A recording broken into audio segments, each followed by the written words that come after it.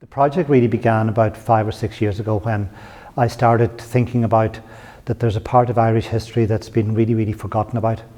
The fact that there was thousands of Irish men who fought in the First World War and it was airbrushed out of history.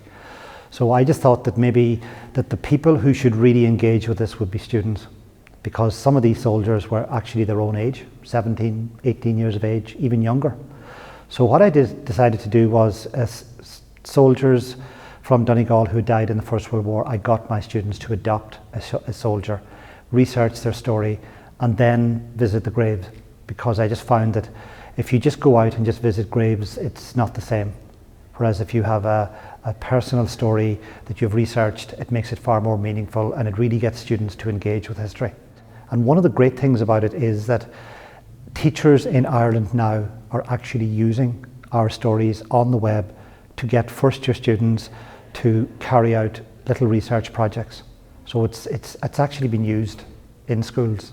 And the great thing is that when first years are using these resources, they realise that the historians who did this are only a couple of years older than themselves.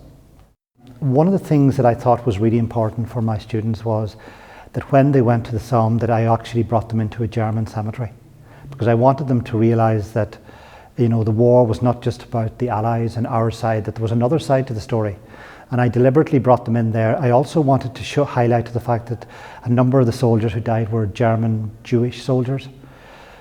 That got me thinking then about, you know, the whole personal stories of the war, and I just thought that it would be a really good way to engage German students, that they would also adopt their soldiers, and then that the Irish students would do the same, and then that they would share their stories, because at the end of the day, the war, the victims were young men from both sides, sometimes who had no choice.